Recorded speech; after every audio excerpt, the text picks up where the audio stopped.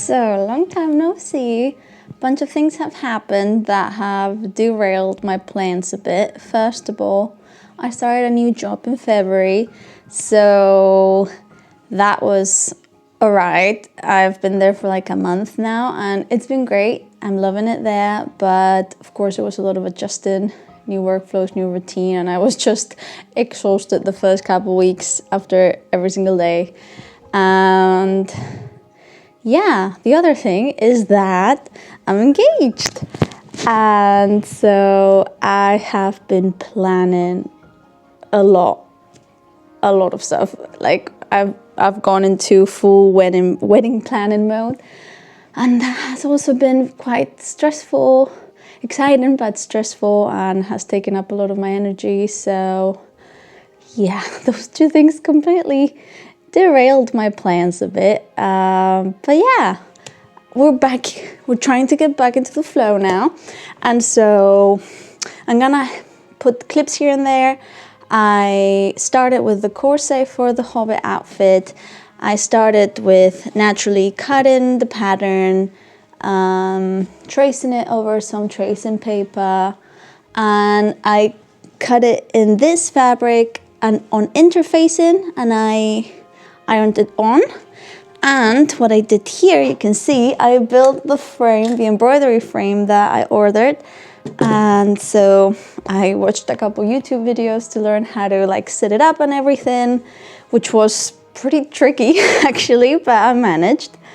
And so what I did is I traced the pattern of the front of the corset or vest, whatever you call it, with some thread, right? Some basting stitches.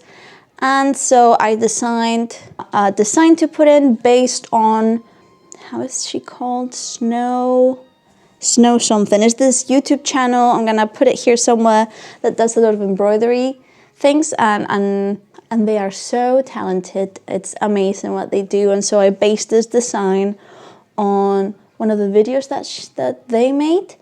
And so I did some designs that would go on this part of the vest. So the whole idea here is that I want it to be reversible, right? I want it to have like a more colorful pattern size and a more plain size, but with like a little something.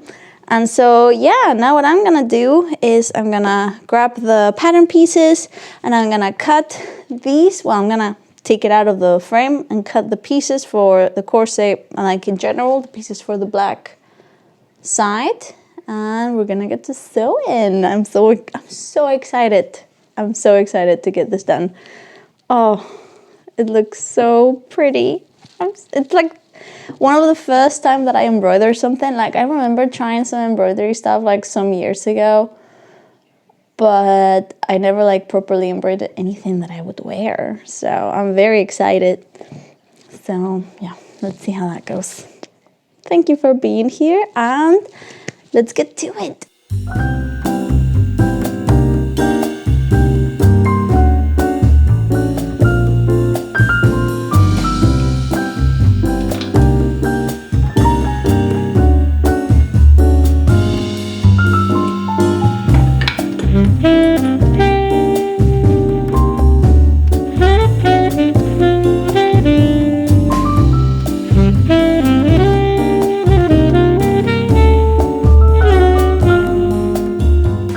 So I measured and took out 1 centimeter of the interfacing on each side, because it really makes everything so fucking like clunky to work with. So now I did manage to pin it, and I'm gonna sew.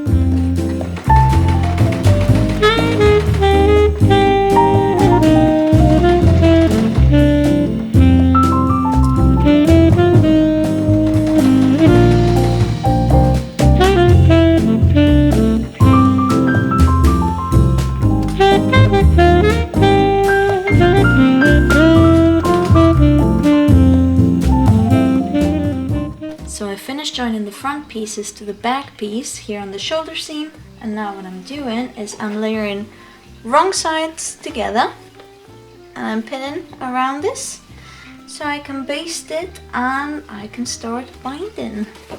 We're almost there.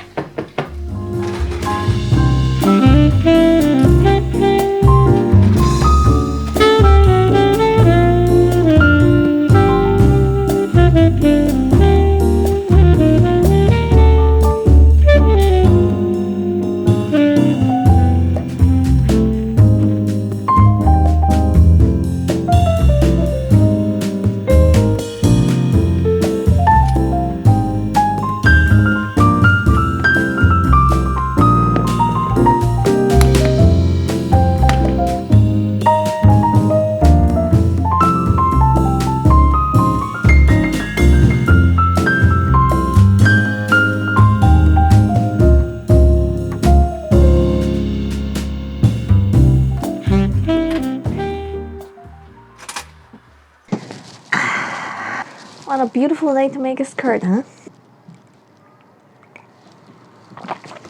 Yeah. This kind of defeats the purpose of doing a Hobbit outfit to beat German winter, but I ain't complaining. Is this what they call manifesting? Alrighty, so my boyfriend has helped me to draft up a plan because there was some math involved, and I have it right here. I will put a little something here on the screen. Okay, no, I will not, and you will see in a second why, but long story short, I got greedy not wanting to do that many panels, and I ended up with a square, well, a rectangle, and yeah, you'll see. You'll see.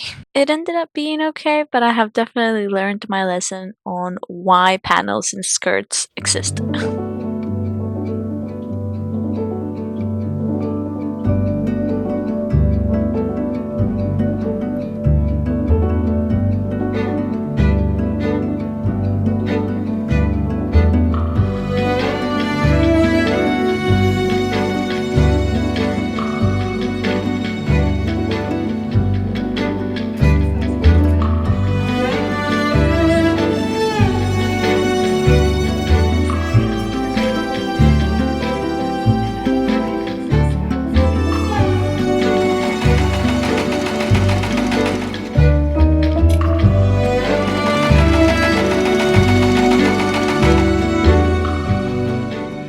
Okay.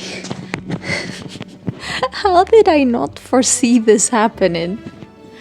Like, of course it's a fucking square. I feel so stupid. Of course, I guess that's why skirts have panels. Yes. So, I mean, it's still fine. It's still fixable.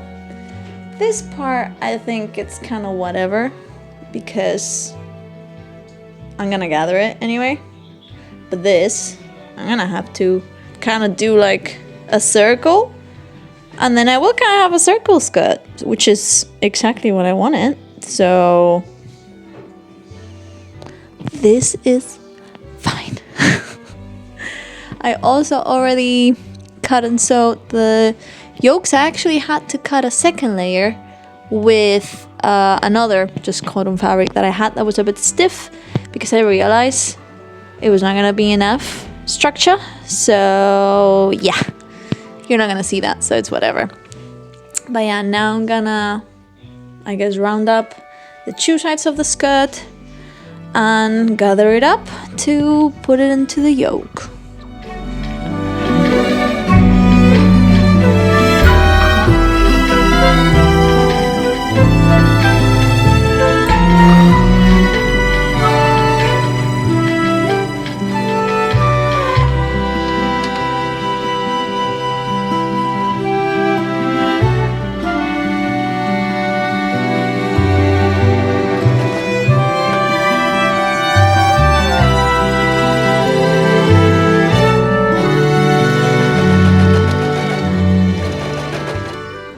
I'm in the kitchen because my flat doesn't have doors and my boyfriend is on Discord. But yeah, I'm almost there. I've already like sewn together all the 3 rectangles for the ruffle at the bottom, and also I finished sewing in the yokes. Here's the lining, and I've done the little piece here with the bias binding. I'm gonna sew it here. And I also have the one for the back skirt. I'm gonna finish up the top edge. And yeah, almost there. Here's the back. I've already pressed this, but yeah, I need to basically just close this all up. I'm gonna put this one here on the bottom, but on the top, I'm gonna actually put like a bunch more, right? Like long ties. And then I'm gonna connect the skirts, but only up to like all the way here, but like up to like here. And I will leave this open because then I can like use the ties to tie the back side to the front and the front side to the back. And that way the skirt will be like more versatile and that basically will fit more sizes, right? So it can grow with me because we want pieces that have longevity. I also need to finish the bottom of the ruffle, which I am not looking forward to. Oh my god, how long is that seam? Over 4 meters, 5 meters? No, 6. Over 6 meters. Yeah. Oh god.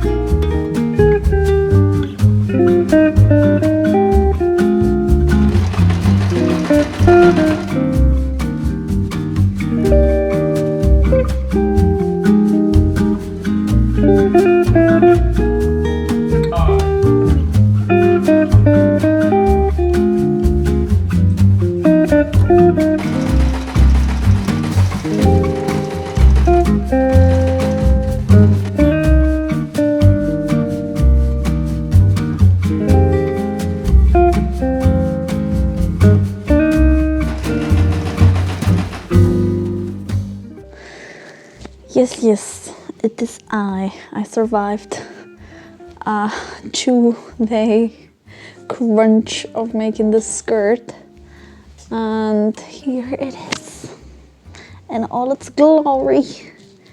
I love it. Love it. You will guys see it fully in the reveal, but I ended up making some 18th century pockets because every skirt needs pockets, naturally. It is an act of revolution. So we're gonna put this aside for now, and now we're gonna start with the last part of this outfit, this whole ensemble, which is the chemise. So yeah, I think I'm gonna follow this Renaissance pattern that I saw for Camicia? I don't know what it's called. An Italian chemise from the Renaissance. So yeah, because I thought about making a shirt first, but now I changed ideas completely. So we're gonna go with that, and I'm gonna make it long. So it's technically, yeah, a chemise is kind of like a dress, right? It's not a shirt, because it would be so cool if it could peek under the skirt. I don't know if I have enough fabric for that, but we'll try. So yeah, let's get started. Let's go.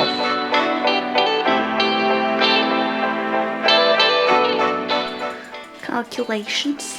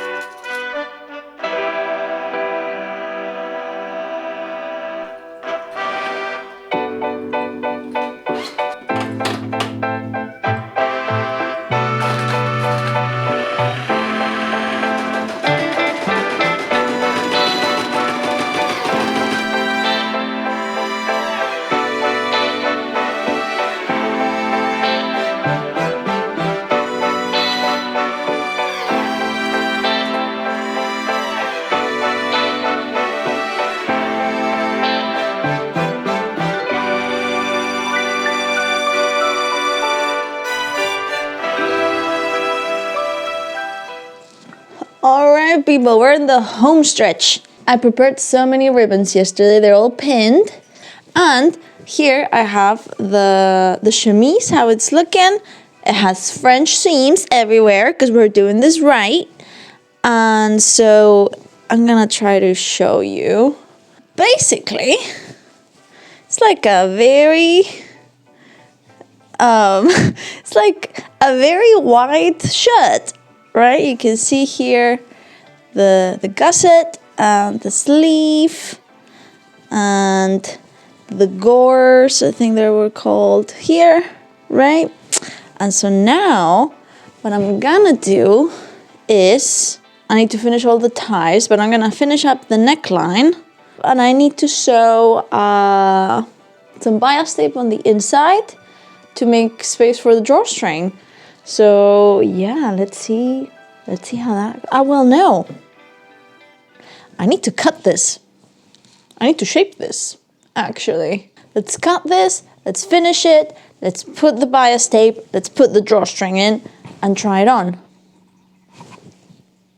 That's the plan.